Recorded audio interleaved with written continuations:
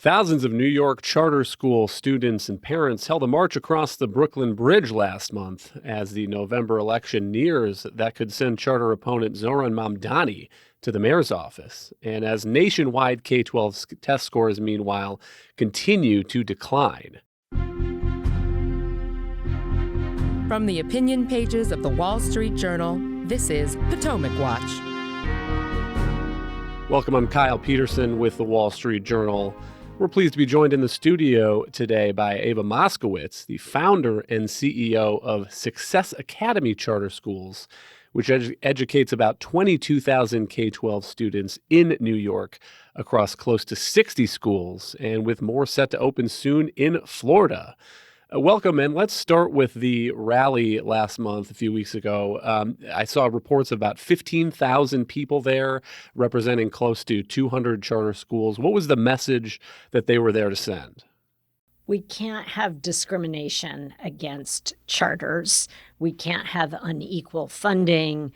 We can't make public school space unavailable for public charters, and we have to respect parent choice. Elected officials all make choices for their children, and sometimes they want to prevent others, mostly low-income parents, from making the very choices that they make for their own children and that their parents made for them. Just as some level base setting, about 150,000 New York children in charters, about 15% of public school students. Some reports saying about 90% of New York charter school students are Black or Latino. And it seems like there are some concerns about what the next 4 years might look like for those charter schools. Maybe one way to go at this, I know as an operator of public schools, you maybe want to stay out a little bit of partisan politics, but it seems like that was the experience over 8 years of the Mayor Bill de Blasio mayoralty. So one of my colleagues who was at that charter rally spoke to you, and you said that was 8 years of daily hostility, and it just made the work so incredibly hard. So I was wondering if you could reflect a little bit on what are the barriers that can be put up. I mean, listeners may be wondering, if you have someone in the mayor's office who is not a supporter of charter schools, what are the roadblocks that can be put up using the mayor's power? Yeah, it's a really good question, and you've come to the right person because I spent 8 years. There are the public rhetorical opposition. The mayor can go to Albany and propose anti-charter bills. But then there's the death by 1,000 cuts, the daily sort of weaponizing of schools that can happen. So during the 8 years of Mayor de Blasio, he denied us permits to administer the SAT. Maintenance issues on our side of the building were not fixed. It's that kind of stuff that is very, very granular that a hostile administration can impose on either an individual charter or a network. And I would just say about the partisanship, because I want to make this clear, children are bipartisan. And we at Success, whether you're a Republican or a Democrat, I happen to be a liberal Democrat, although sometimes I feel a little homeless. But whether you're a Republican or Democrat, we have to be for parental choice and we have to be for excellence. So we don't really ask ourselves, we think politics is for, elections are for are when you're political, and when you're governing, you have to be for the children. And a point about those maintenance issues that you were mentioning, it bears explaining that in New York City, many charter schools are what's called co-located with district schools. So you may have a traditional K-12 building that has some space in it, some vacancy in it, and a charter school then moves into that. So when you're talking about maintenance being done on one side of the building and not your side of the building as Success Academy, it's the same building, right? It's the same building, and sometimes it's half the floor. The water fountain on the district side will get fixed, but the water fountain on the public charter school won't get fixed. Is that's a real example of something Yes, that? that happened. Yes. Wow. We have, during the Bill de Blasio administration, there was blatant discrimination against charters that was, very challenging to navigate. Sure. And so the concern is, how has Eric Adams been as mayor?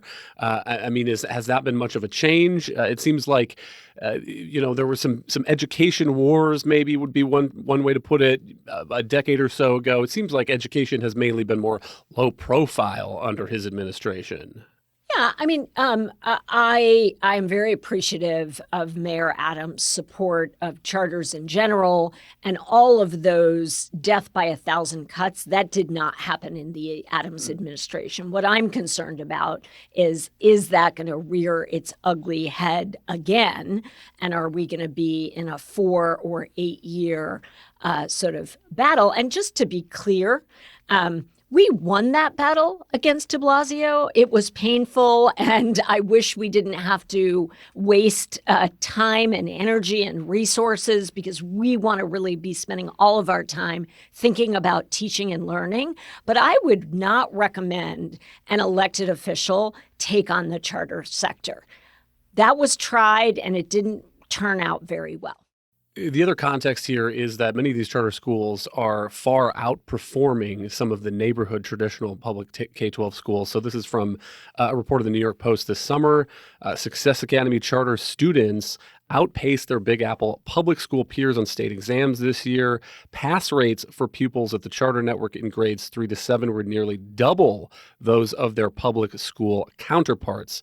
Unquote. So one question here, what is it that you guys are doing right? And why is it that, other superintendents, even at public schools, are not banging down your door trying to figure out the secret and copy it?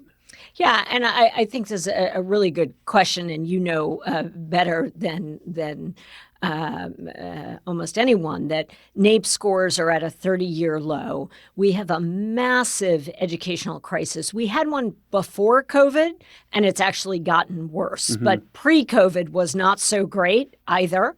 And I think we are not doing some very basic things. If you expect to teach kids to read without phonics, for the most part, that's a lost cause. Phonics is incredibly important. So is what we call no hesitation math. Kids need to be able to count very easily by 2s, by 5s, by 10s, by 100s, forwards and backwards. You have some basic skills that we are not giving to students. I think the third thing we're not doing is, frankly, students are not reading enough. Reading is one of the most powerful ways to educate children. And between social media and just the decline in reading, I read a stat the other day that only 10% of Americans have read one book in the past year.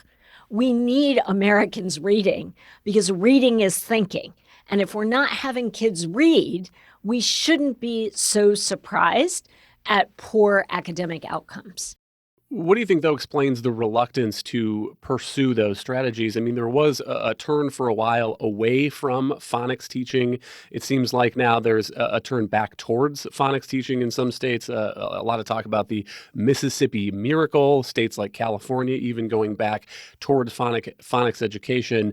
Is it just a matter of teachers not wanting to do what they see as rote work, not wanting to do all that counting by 2s and 5s, or what is it that is preventing other districts from doing the kinds of things you're talking about? I mean, I would say that we have a leadership deficit at the highest level. This is not about blaming teachers. I think they are being whiplashed from one program. One superintendent comes in and they dump that one, and then they adopt another one. We really need educational leadership, and we have to have conviction about what is good for children and teaching and learning. And at Success, we lead. we don't abdicate responsibility. And I would just say that in addition to rigorous, rich curriculum, you also need to create a high achieving culture in schools. If you were to come to one of our schools, you would see all the adults rowing in the same direction. You would see kids practicing the habits of mind that successful people have: focus, hard work, self-directedness, intellectual confidence, taking intellectual risks. You can't build achievement if you don't have a strong school culture. But it seems like in some districts, and particularly amid the COVID learning loss, have gone in the opposite direction of high achievement. It was an interesting Fordham Institute survey of public K-12 teachers recently. More than half said that their school or district had adopted at least one equitable grading policy. No zeros for missed assignments, no penalties for late work. That is the opposite of the term that's often used is no excuses in some of these charter schools. The good news from this survey is that a lot of these teachers at these traditional K-12 schools did not like those policies.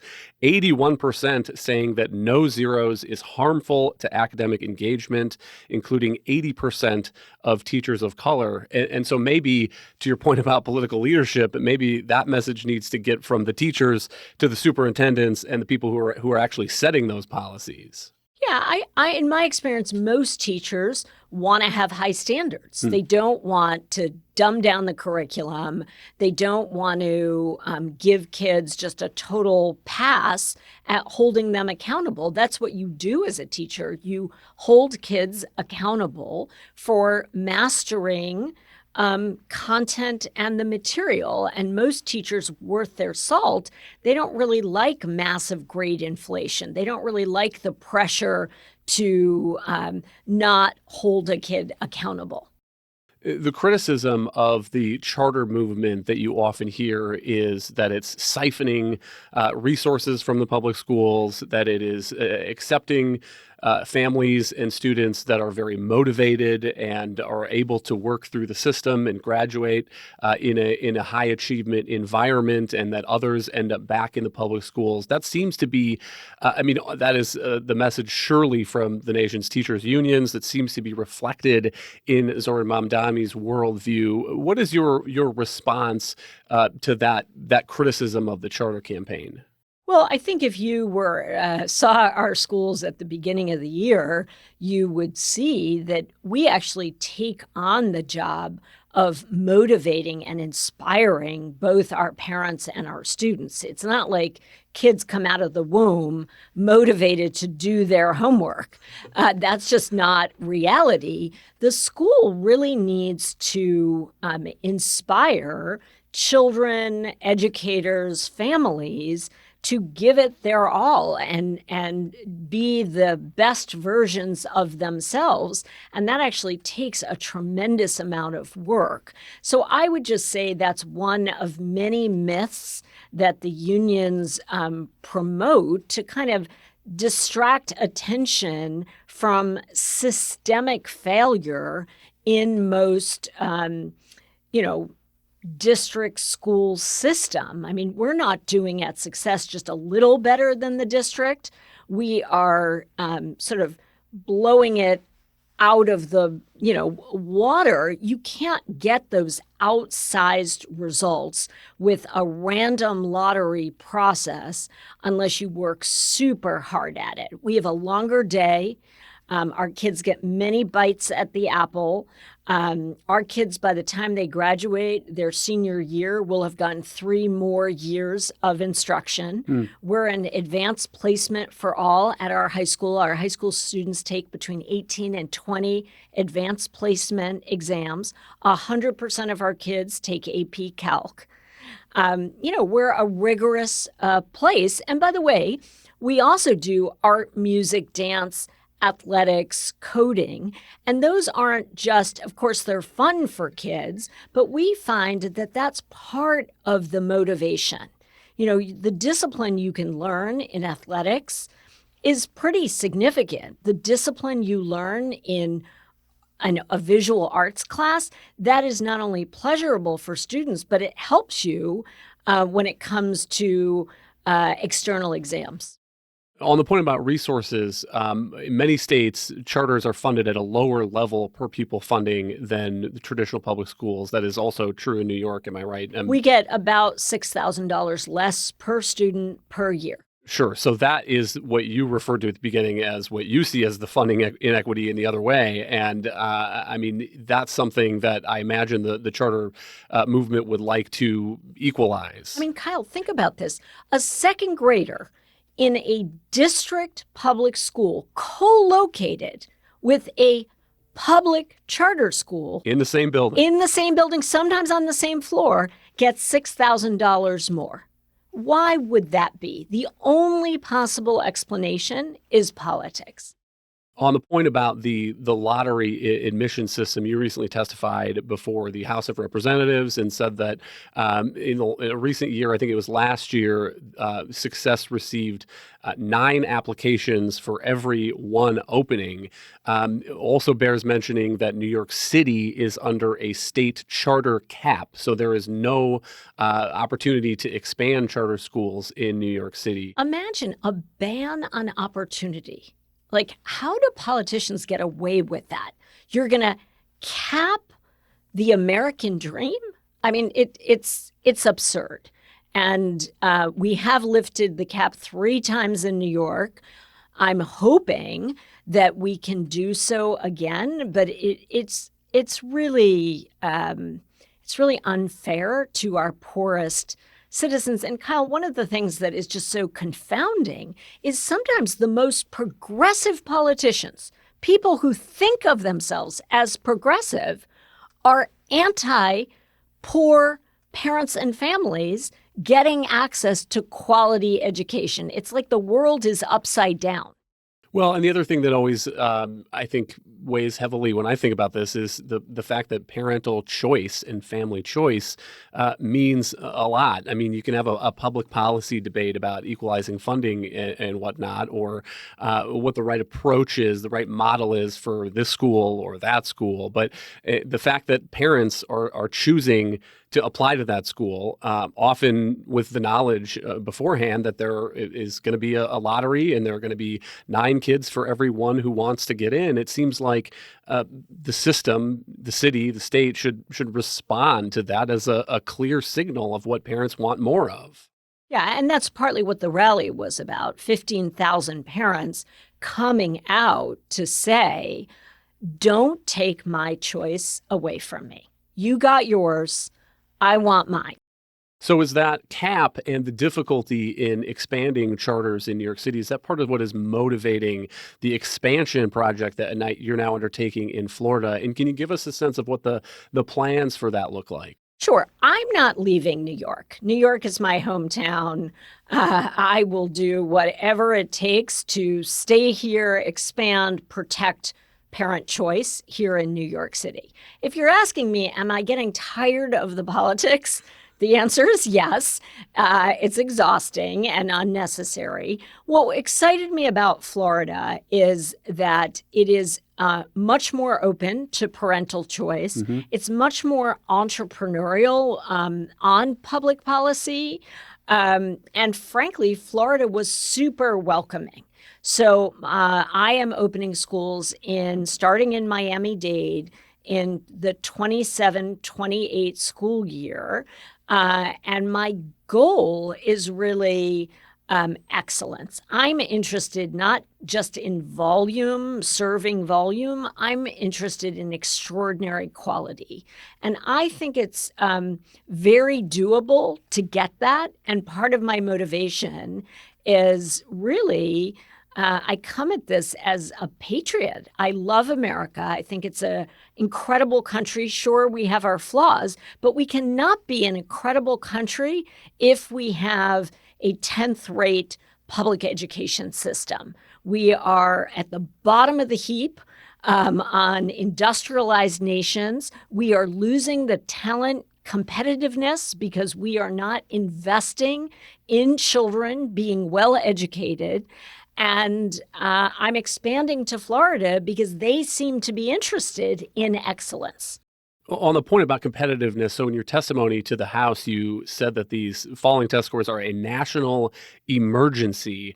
The latest standardized tests for 12th graders, seniors, show 45% were below basic in math, 32% below basic in reading.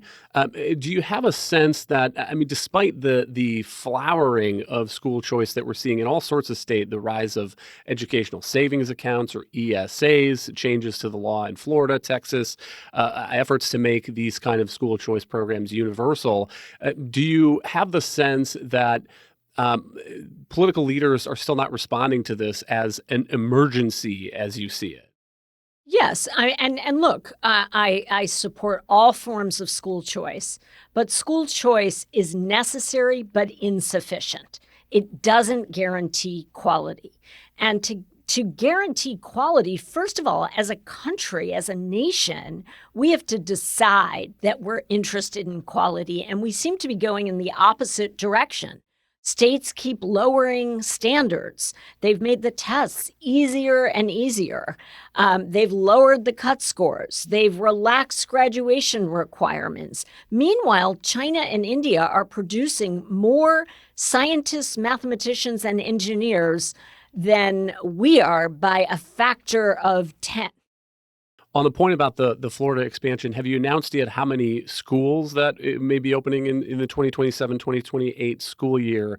And then after that, what are the plans to grow in Florida? I noted at the top that Success has close to 60 schools now in New York and started with one about 20 years ago. So Yeah. Are we looking at a future in Florida where there may be a real network of dozens of Success schools there? Yeah, we started in New York. I was the principal of the first school with 165 kindergartners and first graders. And today, as you mentioned, we're at 22,000. In 27-28, we're going to open somewhere between 3 and 5 schools. Mm-hmm. And we plan to do that every other year. And similarly, get to 40 schools in a 7 to 10 year period. 40 schools. So that would be 100 total schools. And after that, who knows? Maybe possible expansions to other states that have friendly school choice climates? Yeah, our project is to educate the kids within our 4 walls exceptionally well, mm-hmm. and change the public policies that prevent so many children in America from getting a world-class education. Thank you, Ava Moskowitz. Thank you all for listening. You can email us at pwpodcast@wsj.com. If you like the show, please hit that subscribe button, and we'll be back tomorrow with another edition of Potomac Watch.